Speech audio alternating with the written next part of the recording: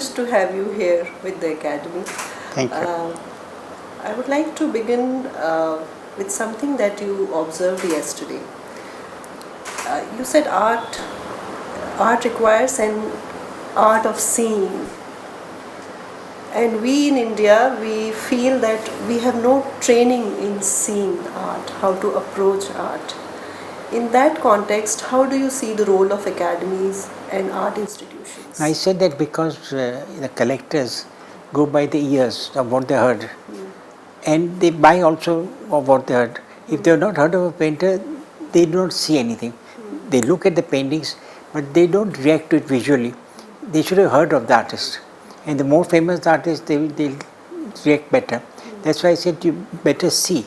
Don't use your ears, you use eyes. You know, it was in that context that I said it's art of seeing. Even the painter himself, if he's not a good judge of art, he won't be a good painter, because he won't be able to judge his own paintings. He is the first judge of his paintings, and the painting undergoes many changes. And even in the case of Picasso, there are many works which are errors, but he adopts the error. Wonderful. But a bad painter will change it to make it good. A great artist, you know, there is Roland Barthes, who has written a fantastic book called Balzac, S.Z. And he has divided this novel into 600 fragments. And for instance, he begins with saying that midnight at Champs-Élysées, they are going towards the church. He said there are two meanings here. At Champs-Élysées, there is a very bourgeois, and they are not going to church at midnight. It's surely an orgy. Okay. And by the church, the bishop himself is involved in the orgy. But he doesn't say in the play, but in the contextual meaning is that. So every time he makes a statement, there is a second meaning to it. And if you don't understand the second meaning, you have not understood the play. Once again, coming to this, how do you see the role of academies and art institutions in preparing people to see the art? But first, the right person in the academy must be valid himself. If you just take a clerk, a clerk can become, even a clerk who has got a good sense, visual sense, you can make a good, chairman or even an important person. But the important thing is he should have a sense of sight, you know. He may be a very good politician.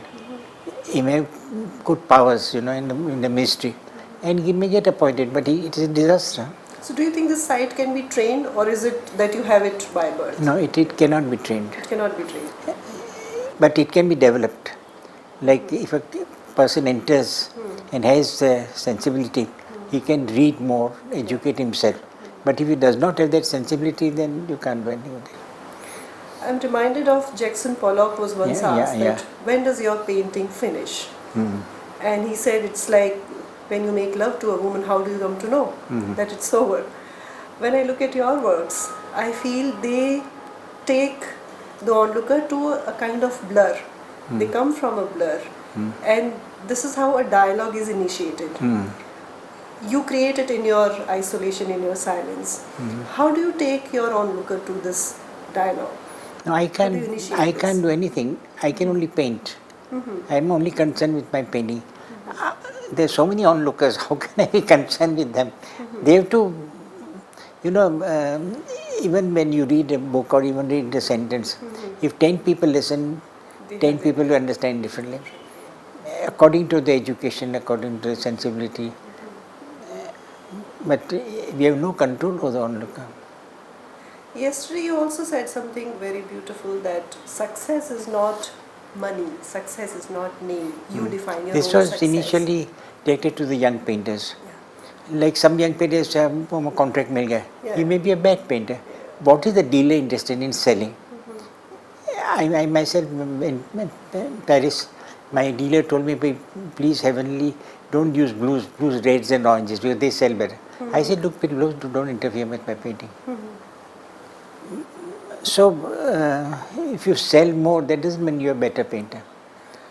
But today, you know, whenever we talk of art, art is talked in the context of how much it fetched at the Sotheby's or at the Christie's. That is where things go wrong. So that is where do you think got it's a dangerous trend? Sorry? Do you think it's a very dangerous trend for art? That No, it is this trend is associated universal.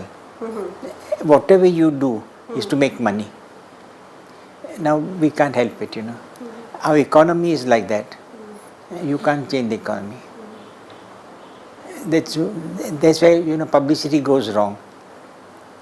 You do the publicity, you get the success. If you don't publish, if you don't do the publicity, you don't. But there is nothing to do. So do you feel that sometimes bad art gets good name and good art remains bad? You need at least 100 years to judge. In the times of Rembrandt, there were hundreds of painters. Today he is the only one who survived. And many artists like Vermeer, he was also a businessman. Nobody thought highly of him. He was a great painter. And nobody bought his paintings either. And it took 100 years for people to discover that he is as great as Rembrandt. Vermeer and Rembrandt have survived. So, but people said, what is this businessman going to do? How can he be a painter? And at that time also there was somebody who made copies of Vermeer. But I don't know how these idiots, thought it was Vermeer. It's such bad copies, And it went to the museum. And it was revealed by the faker himself because he made a lot of money. And finally they felt that he had collaborated with the Germans. So they arrested him and put him in prison for collaboration. He said, I'm not a collaborator, I am a faker. He said, and my paintings have been bought by museums. They said, we don't believe. He said, give me a canvas, I'll make a Vermeer in the prison. So he painted a Vermeer. He said, it's not as good as my other fake because I'm not in my studio. But just to prove. So, and when you see those fakes, I can't imagine how they could have made such a mistake. It doesn't look like Rembrandt at all. But they test the canvas, same age. The paint, he used to put in an oven and make the paint so old. All this. But why don't you look at the painting? That's why you say seeing is very important. That's the only thing that is necessary. We have seen in the recent past that the stalwarts of Indian art who brought this art to a pedestal, they are now gradually fading away. How do you foresee now the Indian art scene and who are the names? I'll tell you why that happened. Yeah. You see, at a certain time, 6 or 7 important galleries joined together and said that these painters are asking fabulous prices now. The only way is to launch new painters. And how can we launch new painters? We can launch by saying, अच्छे artist है, अभी तो खत्म हो गए, अभी now the paintings are not worth any. And we were affected. And our sales also went down. It was to promote the. But there's another thing that they did. They said that Akbar, Hussain, Raza are not contemporary artists. They're masters. And there was a gallery in Bombay who invited me to meet the young painters and discuss this with them. So I said, look, thank you for making me a master and throwing me out of contemporary art. But in time you will also get old. But if you're not a master, you're out because you'll be out of contemporary art and you're not a master. So what will be your state of mind? You're lost. Though there are many artists here who are very good and who will be named masters, but not all the young artists. So it's a very dangerous game you are playing. I'm saved by you by making me a master. So they were amused, they laughed, but also became serious, Because they realized that they were facing that. I said, I'm not facing any problem. My market has been affected slightly, but they always come to, if they want to buy a master, they come to me. But what will happen to you in the time, in the next 20 years? But you remain as contemporary as ever.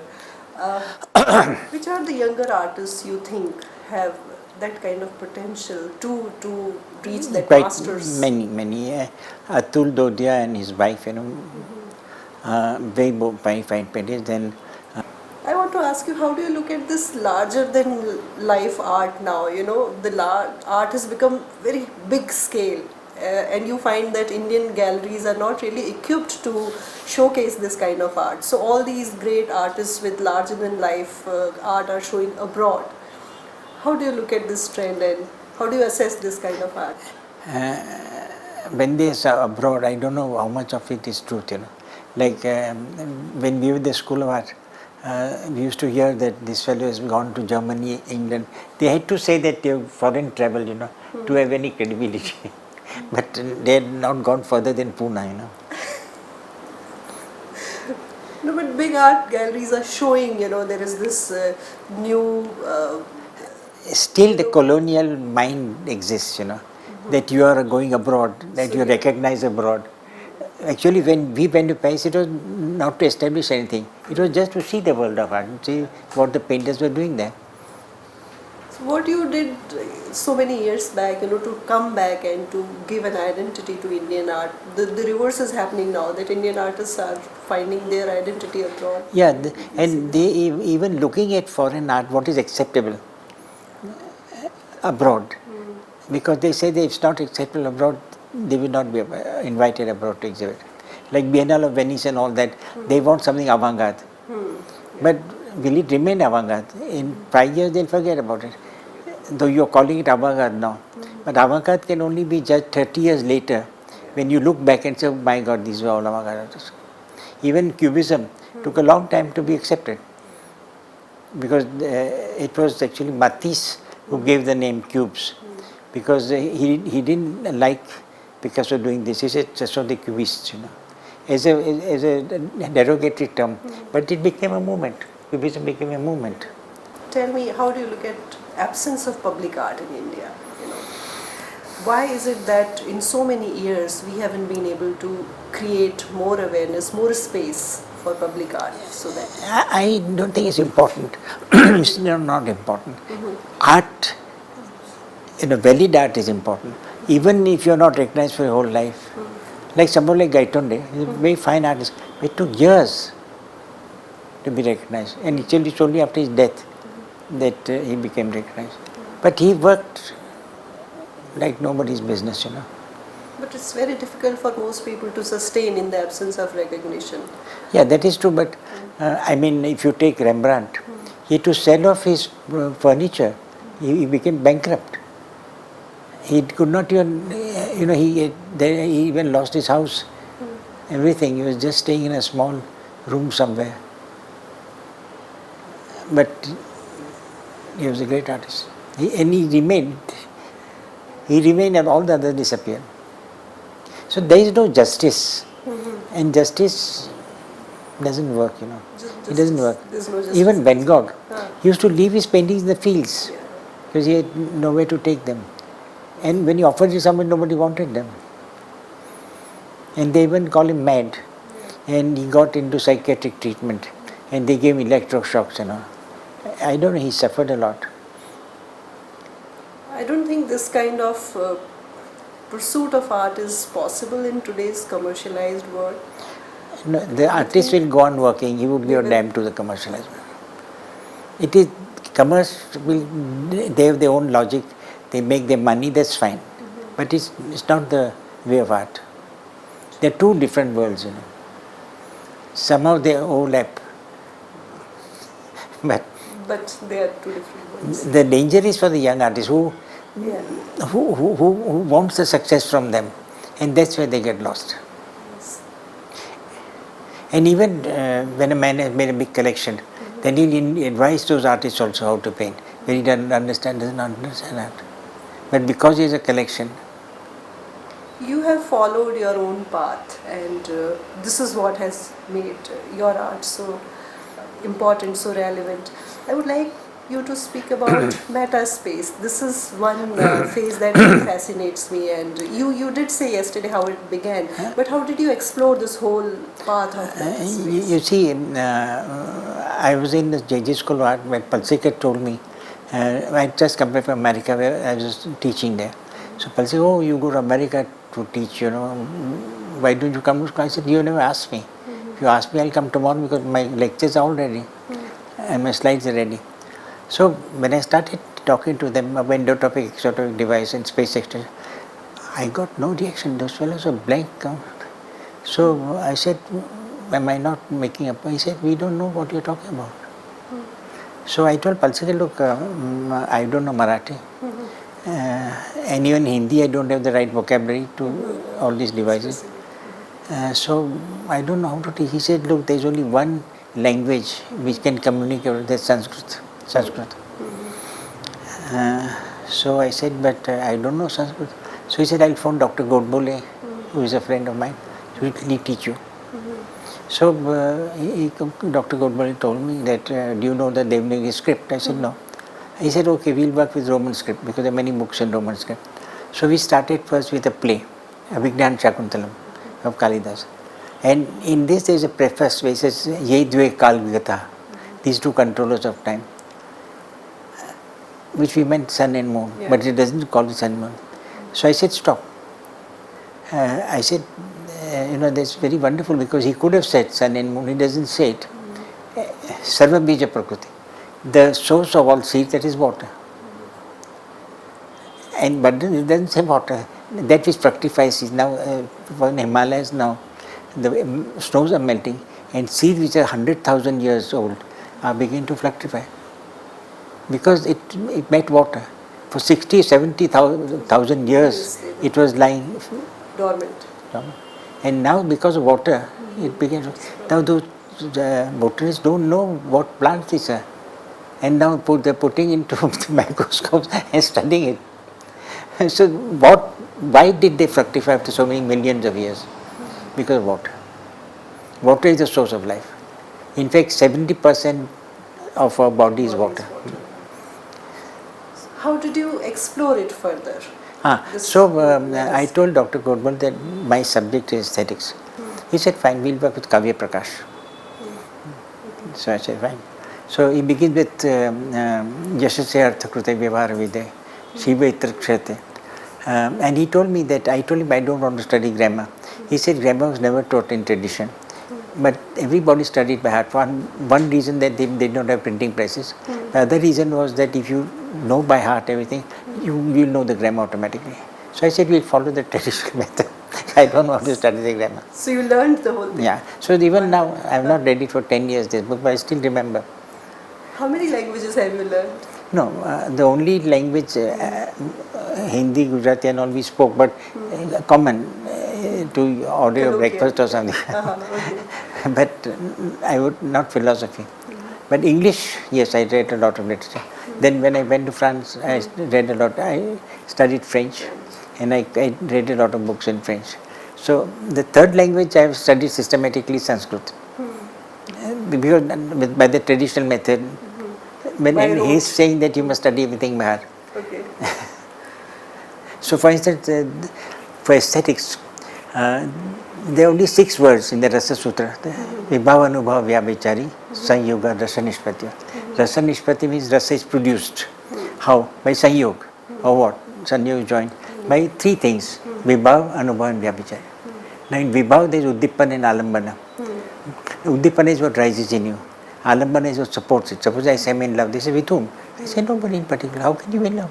If I say I hate somebody, he said, with whom do you hate? I said, nobody. Then how can you support is there? But this is applied to art also. If you take the Visarika Naika, the Naika who goes to meet a lover, lover is always Krishna. But she is looking back. And on her ankle there is a serpent. So very often the Indians who are not familiar with Sanskrit say in Indian forests there are serpents and all. The serpent is the Alambana Vibhava, which means she is afraid. How do you express fear? By that serpent. She is looking back. Why is she looking back? If my husband or children are awake. But her foot is forward, that means she wants to meet a lover. But there is another Visarika Naika who is going in full moonlight. And she has no serpent, nothing. She is a prostitute who is going to her lover. So this is the division they have in classes. Because you mean it's full moonlight, she is a shameless woman. No, it's a trade, it's a profession. She's called by some nobleman either to dance or something. So if you don't know this, for instance, there's another one, Peacock's Out, it's very cloudy, and the lover and the beloved together.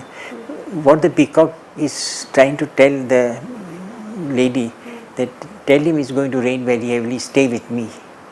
So peacock is for that, because the clouds are there. It takes, they say the peacock drinks water directly from the clouds and when it rains.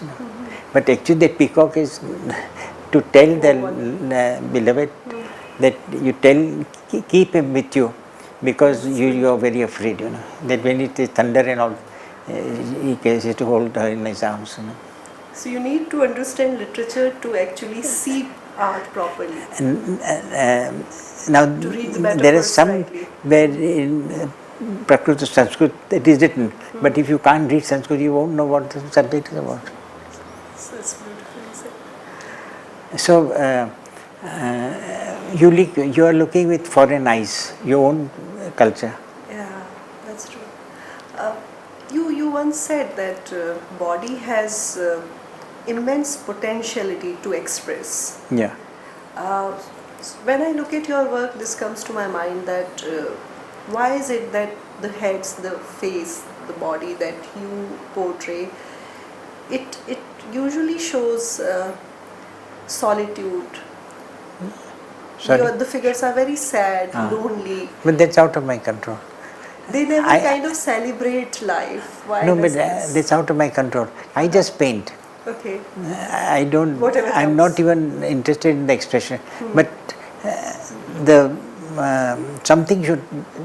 I should know that something is being said, which is out of my control. So this is your temperament that. No, I'm not musically a side person or something. No. What you absorb and. But there's one thing. There's a great dignity in despair.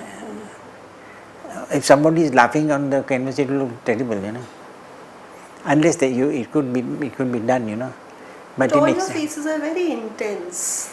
They are very. But I myself don't know. I don't even know what the face will look like. Till I'm actually doing it. And I begin just with. I was quite influenced by Chinese painting, rather the theory of Chinese painting. Because when they wanted to introduce some students to art, they would give them shape papers all different sizes, with the round, square, rectangle, and the student would be asked to draw just one stroke, one stroke. It's a bamboo stroke with his brush, and till he could not place it correctly. If it's a huge, he has to place it correctly. He was not allowed to put the second stroke. And after some time, when he was qualified, he would do the second stroke. He said, now write a small poem. Because when there are two, there is always a legend. If both are one over the other, if they can be at crossheads, Safa, so many things are possible. It's just in two lines. And now express all the qualities of those two lines. Put two lines very far. When they could do that, they would put three. He said, now it's more complicated because two can be within, one can be apart. 4. After 5, stop. Because the 6 will not be seen. This interested the American psychologists. So in the university, they called the students in one room. There were several objects. Said, look at that, go to the next room and write down what you have seen. How many years? Nobody could say more than 5. Some said 3, some said 2, some said 5. So you see, they're right, Chinese are right. You can't remember the 6th. So they say that what you should do to do the 6th, there is something called a space which is called Kung. Kung. Which has the power of Tao. Is as great. If you are a good artist, that Kung should be as vital as Tao. Tao is something where like Om, so everything comes and goes into it. So suppose you are going to put 1, it has to be very far. Normally you say if you are putting 1, you put it near. 2, 3, 4, 5. 5, that means it very come too close. And 5, you can't do the 6. So it's just a thin line, the Kung. And that Kung should have the validity and the depth of Tao. So you suddenly know how to do space. Even when there is one group and you put a second group, if there's only one, you have to keep it very far. Normally you say, no, in 5, you put it very close. So I was very interested in this. And then they said that now you go to the head. They take a head, a plaster of Paris head or stone head, and they wet a cloth and put over it. And so just make planes. Don't put eyes, nose, nothing, just planes. Okay. Till you know the structure of the head. When you can do that, then we remove the cloth and just suggest the eyes, nose, and it will be a fantastic head. So in Chinese painting, the heads are there. Eyes, no, but the structure is so extraordinary, which gives power to the work. So that is, I think, the most vital is they start with abstraction and come to reality. Well, these artists now take reality and make it abstract. So it's all wrong. So I thought this Chinese method is, and I got very, I said when I start, I just draw lines, but they should become expressive.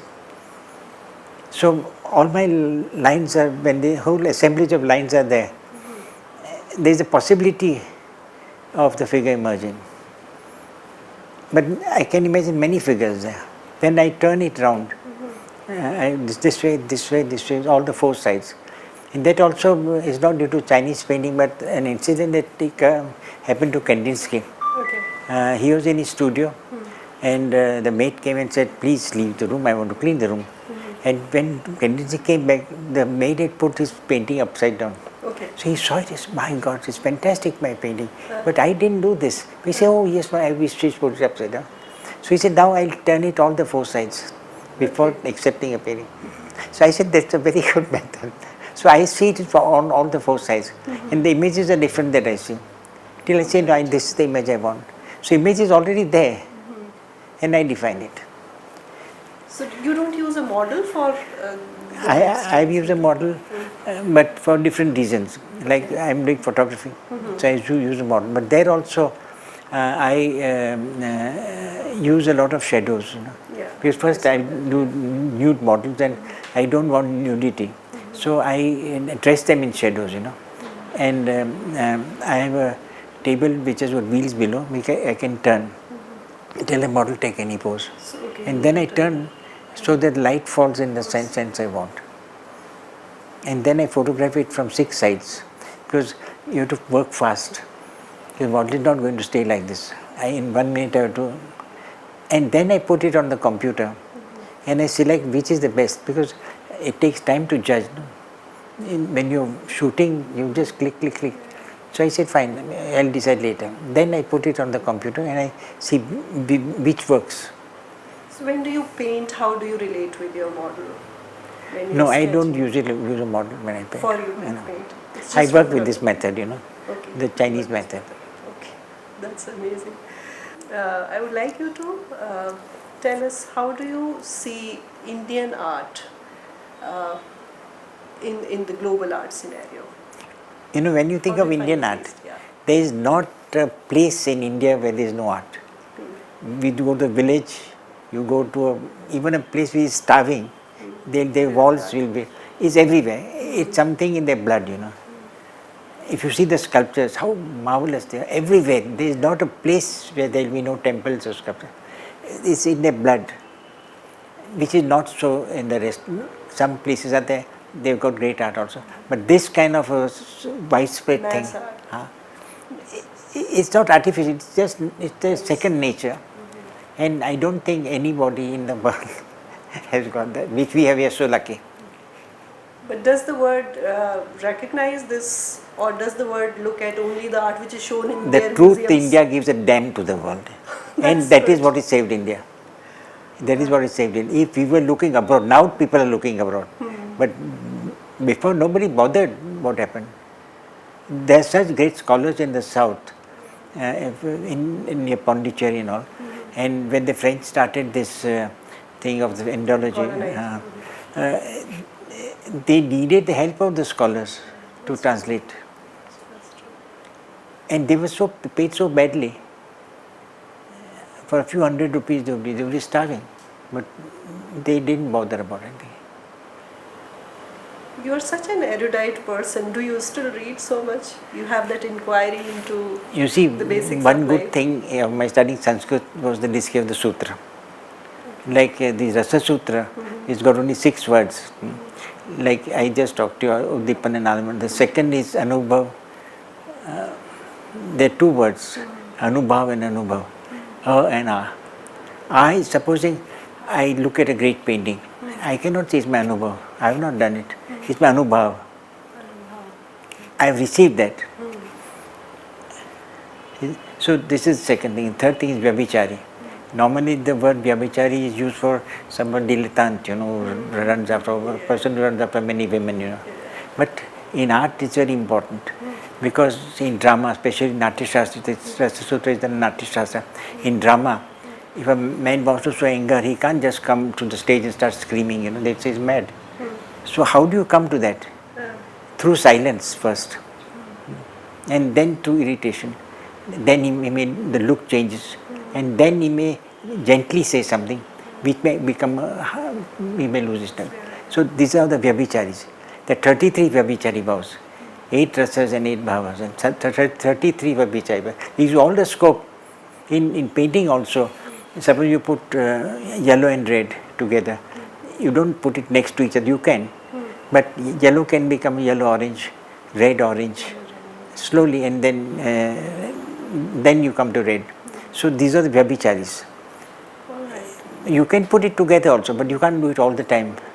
But now and then, to create a shock, you may do it. But otherwise, you will go through that phase. Those are the Vyabhicharis. So they are applicable in painters also, as much to drama. The essential thing is for theatre. So you have turned those codes of theatre into... No, the thing is that Rasa Sutra, if you know, now in the school of art they teach Rasa Sutra. So when I was in the school of art, I said that, what does it mean? They couldn't tell me. I said, what's the use of knowing the Rasa Sutra if you don't know what it means? So the teacher is the good, or the student is ultimately, I told them, even if your teacher is not good, why have you not found out? You should make an effort to find out. You have to educate yourself. The libraries are there, and School of Art is a wonderful library. And one of the books of Kumaraswamy, The Dance of Shiva, tells you all about. But it's a thin book, why can't they read it? Or the Shilpa Shastras are there, they are also in the School of Art. All the books are there, Chinese painting, all this. But it's ultimately the responsibility of the person who is learning, not so much the man is teaching, finally he is doing his for a living, to earn money for his... It's your own quest that takes you there. Yog Darshan, the 8 Ashtava, Ashtana, if you know that, you know, Yam Niyam Asana, Pranayam Pratyahara, Dharana Dhyan Samadhi. So if you know, but you go back also, from Samadhi you come back. But to come to a sutra, but the first is Yam. First is Yam. Yam is, supposing I am dieting, the doctor should tell me what not to eat. But if you say, खाओ पियो कोई पता नहीं, मैं दवाई दे देता हूँ, तो मर जाएगा. दवाई नहीं भी देगा, बोले दारू मत पियो, स्मोक मत करो, ये करो नहीं करो, तो you'll already be cured. फिर नियम, what should you do? First Yam, first don't, then do. और फिर सेकेंड तो आसन ले लो, आसन अभी यू सिट क्वाइटली. फिर ब्रीदिंग, प्राणायाम, प्रत्याहार. आहार is food. What is your attitude for the mind? The mind needs food also. Thoughts feed your mind. धारण, concentration, ध्यान, deeper, and samadhi. खत्म. So, whole you can explain the whole Yoga Shastra through these 8 words. You should talk more often to younger people. To tell you they are not interested. No, they have got only one question: how to make a masterpiece. I said the simplest thing is to make a masterpiece. First become a master. Then you only make masterpieces. But they don't. They said, "ये क्या तुम लंबी चौड़ी बात करते हो? Masterpiece से कैसे बनाना? वो दिखाओ." They don't want the journey, they want destination. Straight away. That's the simplest thing, masterpiece. Just become master, you make masterpiece. But it's not easy to become a master. this idea that this medium is going to be... No, we explore mediums because I can't say let me do something new. But the moment I take a new medium, like the most recent medium was the computer, and I didn't know how to use a computer, so I hired a teacher, and I said, teach me how to make forms, use form. He said, मुझे तो ice cream cone का एक form आता है, मुझे कुछ मालूम नहीं. चलो ठीक है. So he said, take this triangle. I said, I see different forms. He said, तो squares भी है, rectangle है, spiral है, सब है. पर ये कौन कम में दिखा देता, ऊपर वो आइसक्रीम है, वो राउंड है, तो you to take a circle, cut it in half. So I said, ठीक है, अभी आप 15 दिन के बाद आना. So I took all the other forms also. I could also see some impressions of calligraphy in your you saw many of my yes. So the first one I did was a fantastic one. So when he came, he said, मुझे अरे कमाल कर दी, कैसा बनाया आपने? I said, आपने तो मुझे सिखाया. अभी आप मुझे क्या पूछते? हम साथ में काम करें, नहीं साथ में मैंने काम करा. Then he'll teach everybody how I did it. How did you work in plastic emulsion? I was wondering, and these works are so beautiful. Before they are so alive. there was only plastic emulsion, there were no acrylics. These were done way back in the 50s, you know. There was no acrylic, there was only plastic emulsion, and that also was sold in shops which were for house painting. Yeah, that's what I thought. You have always been like breaking rules to... And because I wanted something that dries fast, and plastic emulsion dries very fast. So I said, fine. So I went to these shops, बड़े-बड़े tint उस वक्त थे, वही तो tubes में आता है, तो मैंने इसको खरीदा, और they said if you use in emulsion, you have to wash it immediately, नहीं तो टूट जाएगा. So I bought those brushes from them, and I set up a studio, you know, and I started painting. So a new medium gives you possibility. How can you do it? How can you use it? So you investigate.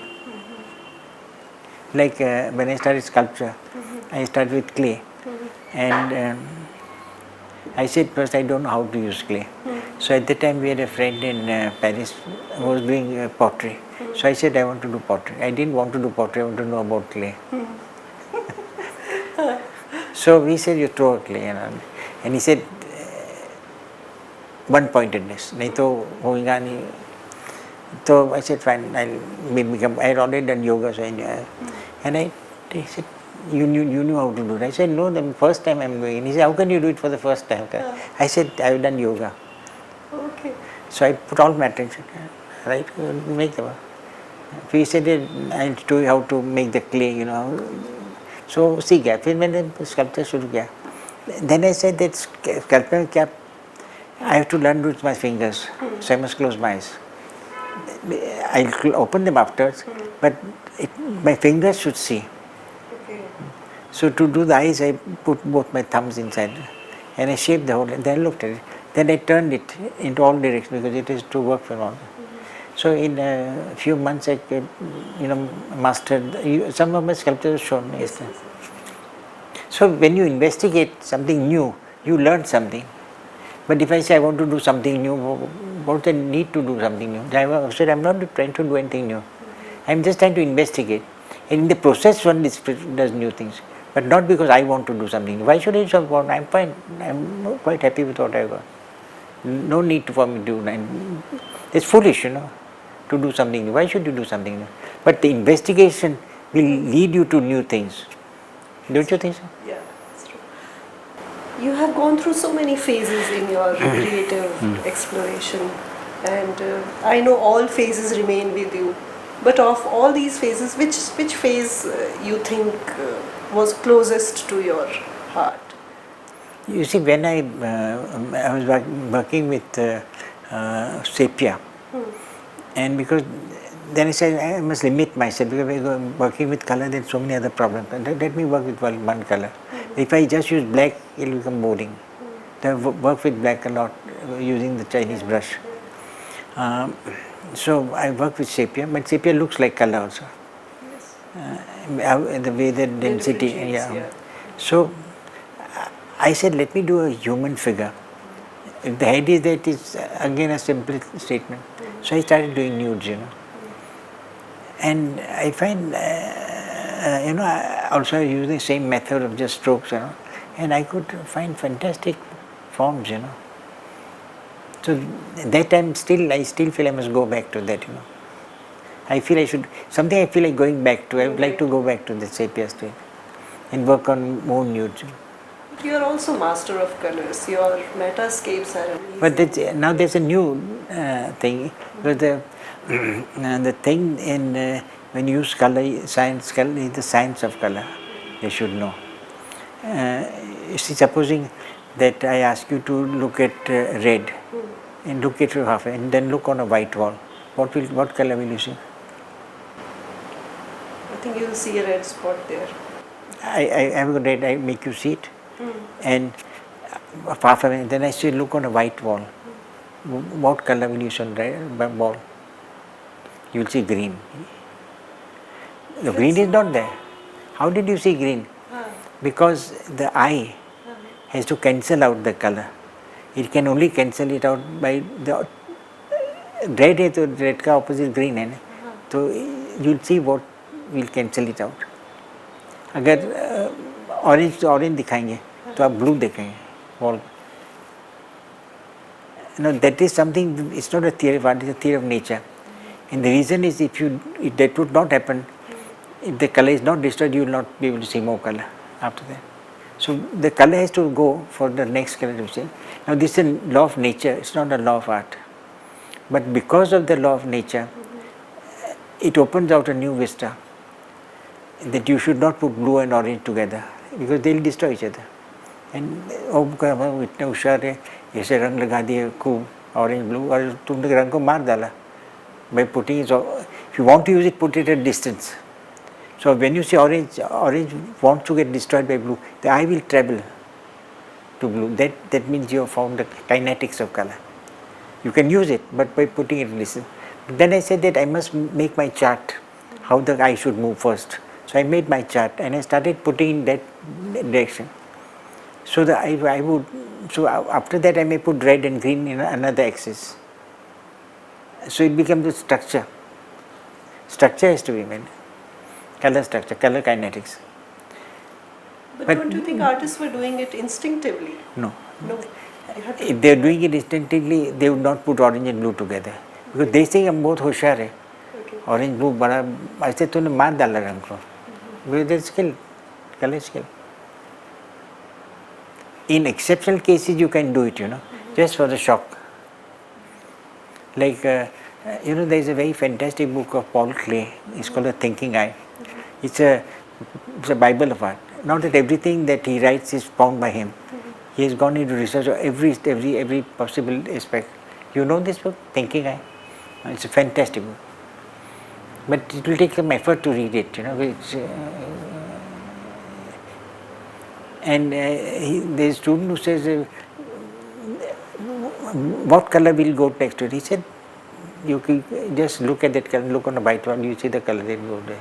But keep it far. Nature itself is doing it. But very few people know about this. Because they say it is absurd. How can you look at the orange, how will you see blue? I said, do it. In America, I told them that you try it. You have to have a room with white wall. If you see put black तो है ही तो destroy white wall. You do it. They say, my God, it's true. They never tried it. They assumed.